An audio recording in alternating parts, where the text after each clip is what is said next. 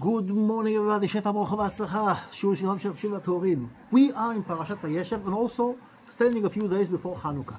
Okay, so first of all about Vayeshev. One of the interesting things is Vayeshev Yaakov, the parashat tells us, 1 minute. 1 minute, una momento. Where is the parsha? Where is the parsha?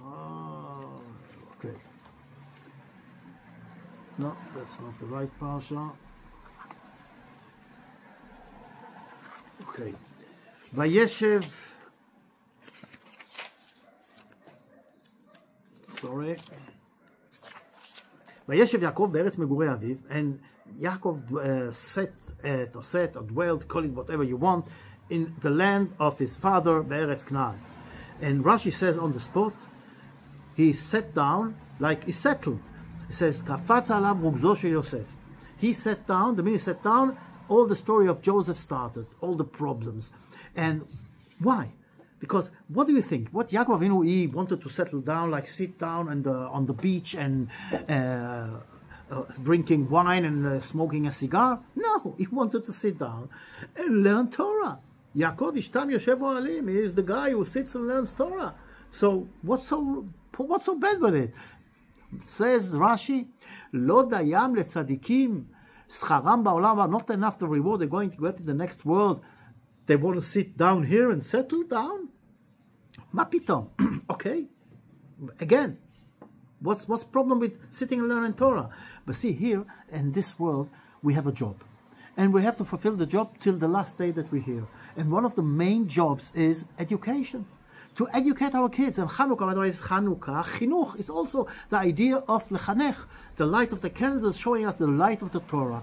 Now, okay, what's the problem?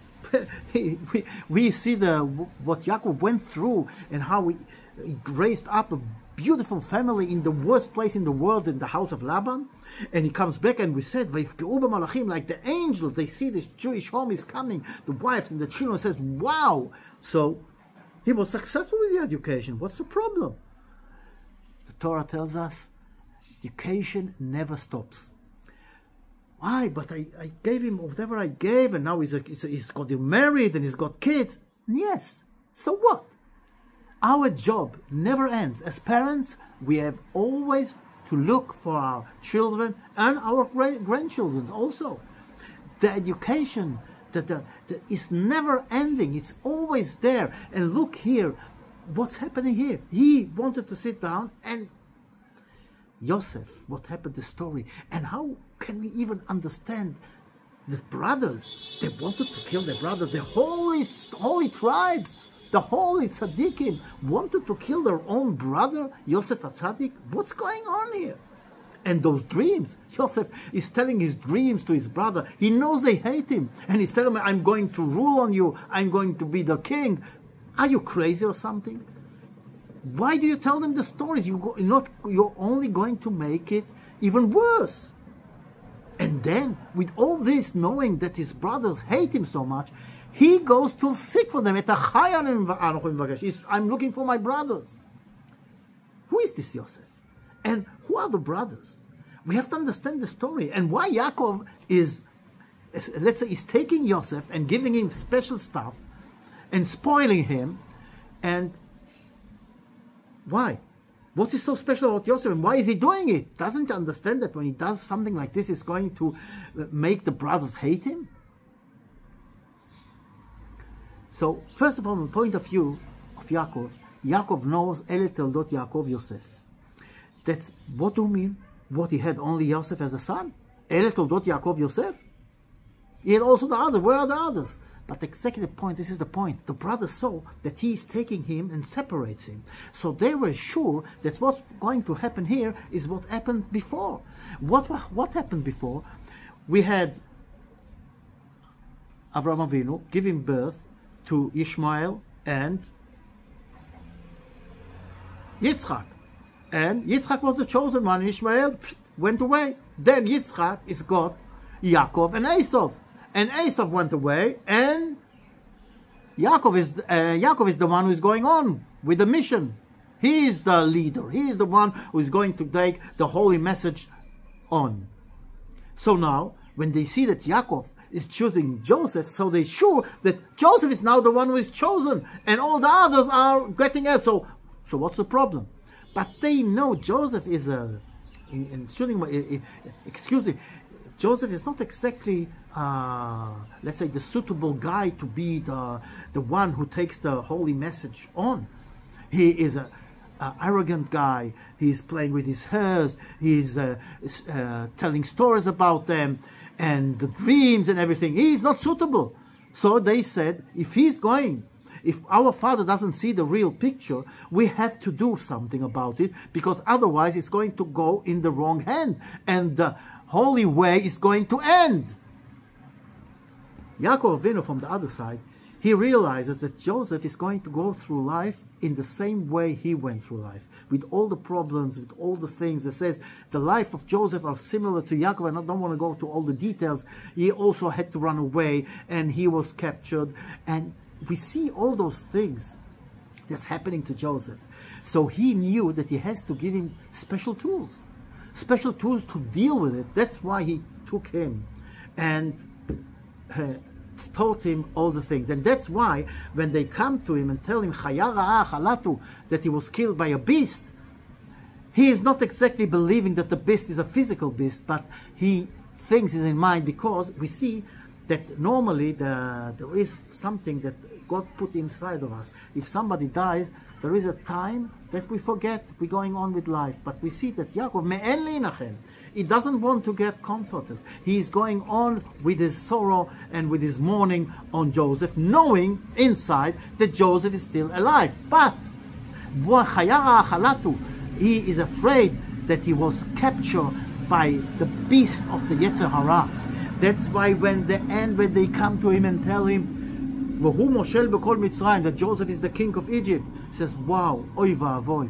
He is now the king of the impurity. He is king of the bad. He is the king of all the lust and the wrong things. So, and I'm going to die. That's what he's saying now. I was very, let's say, I wasn't successful with the education of Joseph. I didn't give him the right tools. Then when they tell him, no, with all what is going on, with all the impurity and the tumah of Egypt, he controls it. He is still Yosef HaTzadik. Wow. But that's, at the end, it's not now. Right now, we have the story. From one side, Yaakov gives Joseph the special tools, and that's why he is taking him apart from the other brothers. Now, one of the reasons, very interesting reason, why he gives him the special technical code, because he is a ben skurim. He's got a job. He is the one who stays at home and serves his father. So, and all the others, they go to the field with the cattle. So he had to have special uniform in order to honor his father. So it's not because he is a special kid, because his job as Ben Skunim is to serve his father. The same with Esav of Russia, he had special clothes when he came to visit his father.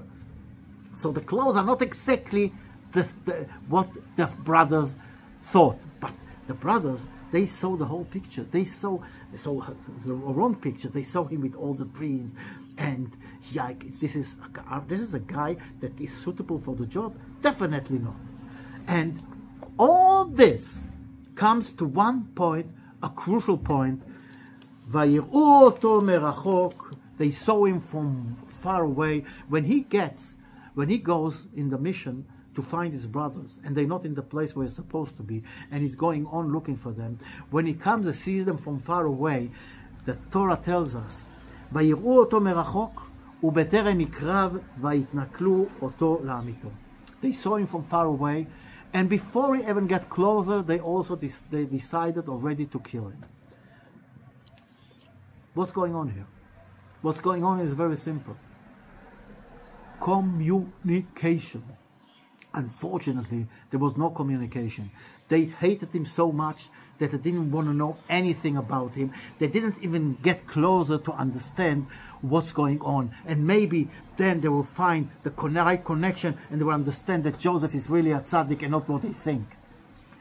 And this is why, when there is a bad communication or no communication, you get to, unfortunately, conclusions. As we see today, we see part of our people in Am Israel going to a level of hatred to all the religion, and what they're doing is unbelievable. We started 2 years ago with Yom Kippur and all the behavior, adata, shouting everything that has to do with Yiddishkeit. They just throw away. They don't want to know about it. And one of the problems is that they just don't know anything. They never try to get closer, understand what is it all about.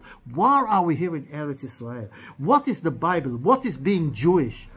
And the Goyim, they have to come and force them, to come and fight us, that we will understand that we are a special unit in this world. We are Jewish. We have to go in the way of the Torah, and we have to be united. We have to be together. And that's what Yosef wants. Though they are doing all those wrong things, he doesn't stop seeking for his brother. He wants the connection. He wants to connect to them. By the way, that's the way he's telling them all those dreams. Because the Gemara says that when you tell a dream to somebody and he's giving you the solution of the dream, what he is giving you is going to happen.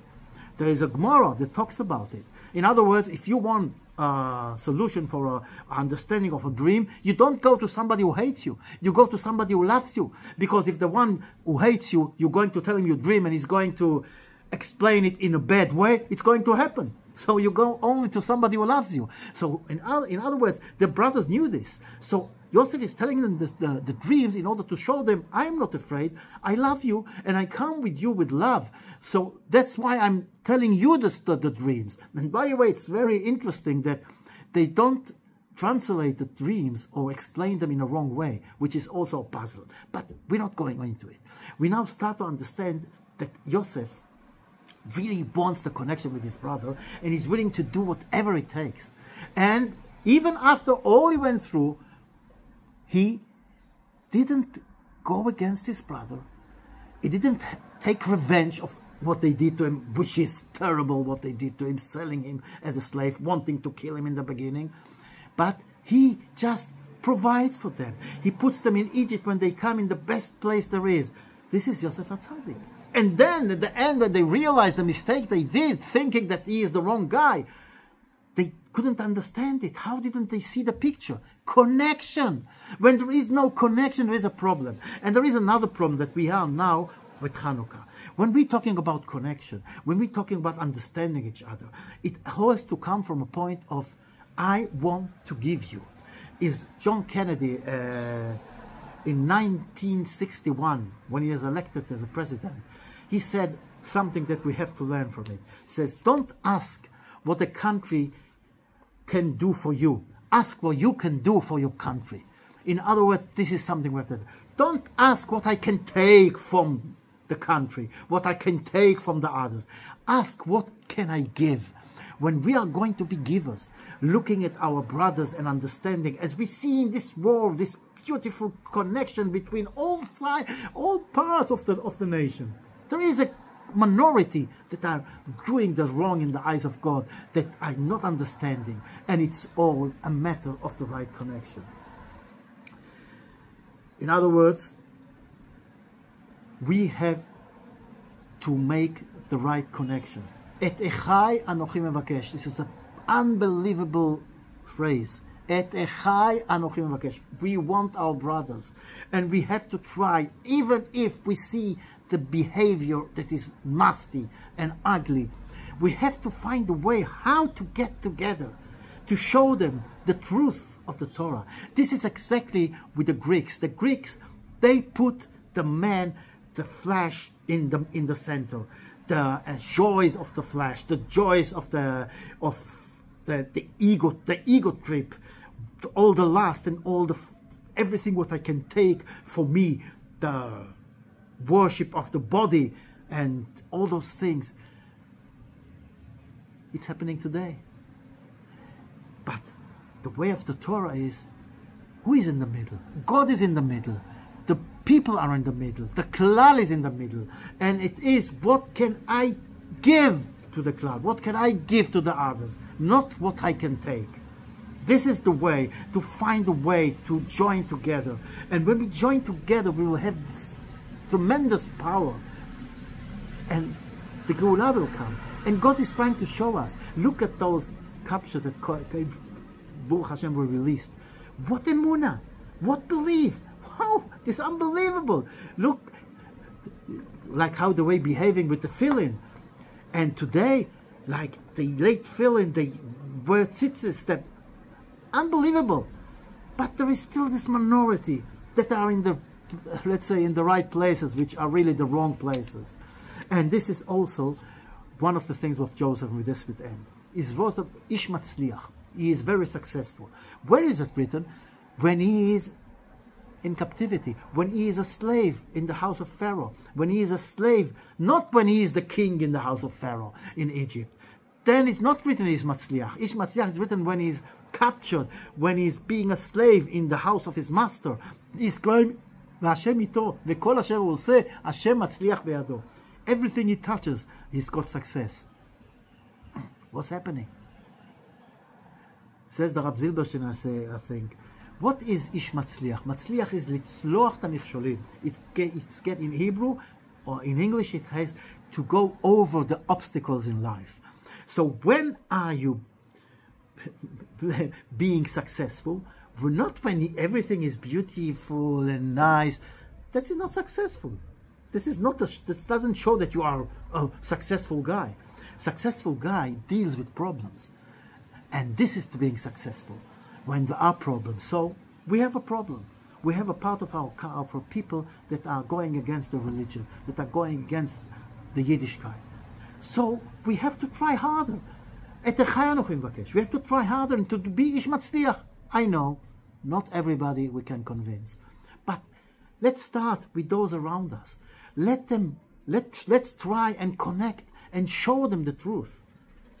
And when we do this, Be'ezrat Hashem, when we will find a way to the heart of those who don't understand and don't see the real picture, then Be'ezrat Hashem tavo ha'geula shlema.